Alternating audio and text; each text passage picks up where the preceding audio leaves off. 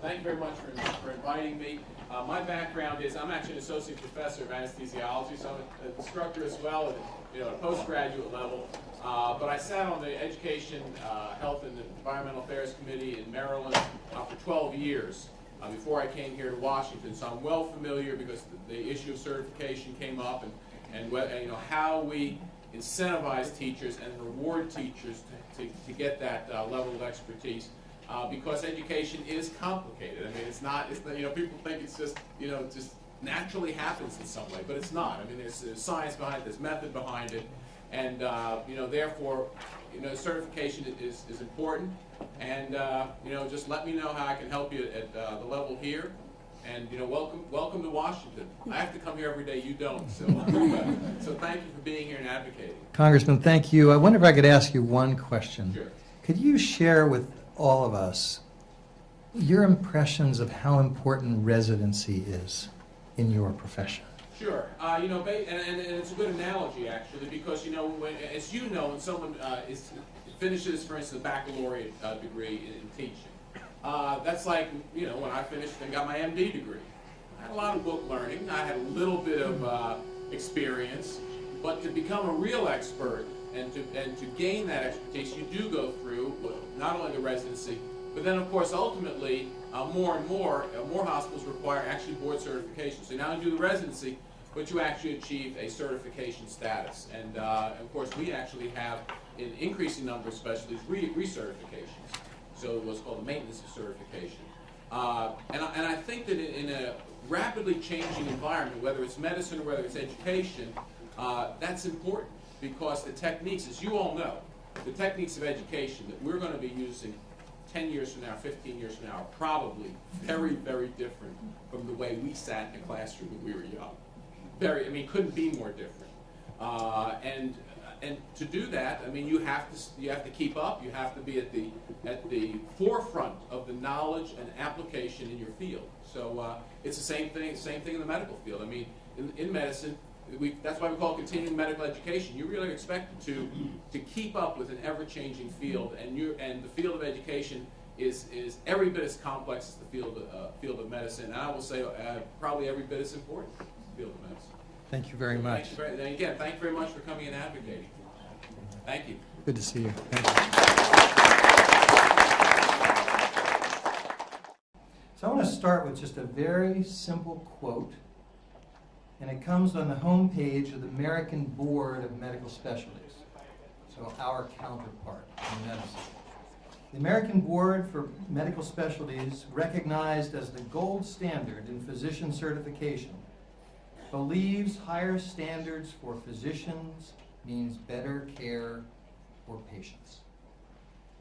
We will be crafting our version of that statement for the homepage of the National Board for Professional Teaching Standards. What I hear in that statement is that certification is the medical profession's assurance to the public that this is an accomplished practitioner. And since they believe that certified physicians make a difference in patient care, you must conclude only one thing. You have to have as many board-certified physicians as possible. That's how it works. The medical profession has become, I think we'd all agree, the epitome of the definition of a profession. It's not perfect. It never will be perfect. Human endeavors cannot be perfect. But medicine is as good as it gets. And in 1987, when the founders of the National Board came together to create this organization, they had in mind the medical model. People knew what medicine had done throughout the 20th century to become what it is today. And if you've looked at any of the history, 100 years ago, medicine was not the epitome of a profession. Conscious decisions were made. And it was a lot of work over decades.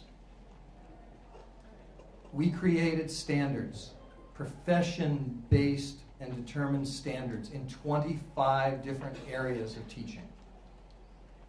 We created a very good process for certifying when teachers meet those standards.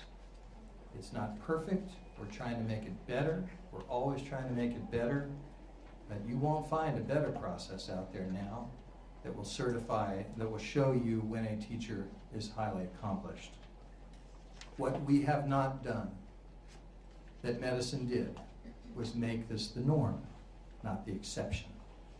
It has to be what everyone in our profession aspires to. That's how you define a profession. Professions are not led by an elite group of Navy SEALs. A profession means across the board you have accomplished practitioners. That's what we have to strive for.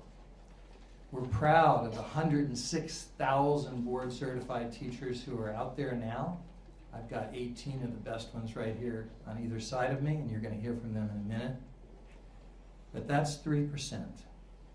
And that means that most children in this country will never sit in a classroom with a national board certified teacher. If only 3% of our physicians were board certified, we would not have the quality of health care in this country that we have today. We're proud of Wyoming, 7% of the teachers. Mary has bigger aspirations for that. She's only about growing that number. And the board certified teachers in the state of Wyoming are helping to do that. What we want to talk with the members of the House and the Senate who have lived this experience themselves as physicians, we think that they are in a great position to understand what we're trying to do to help teaching get to the same place. No one talks about this work better than board certified teachers, and I'd like to turn to some of them now.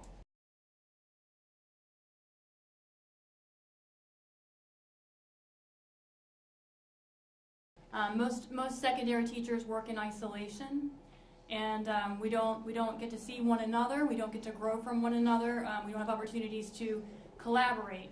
And so 12 years into teaching, I decided to pursue national board certification because a teacher I very much admire was nationally board certified. And that was really the first opportunity that I had to work with another teacher, to have another teacher come into my room, video my lessons, give me feedback, read my lessons, talk about my work with me. It was a wonderful experience.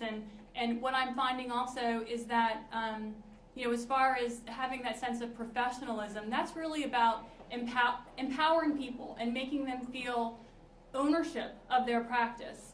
That's what makes people in any profession want to grow. And I think the majority of teachers do not feel that way. They feel like they are passive recipients of whatever the current initiative is, of this product or that program.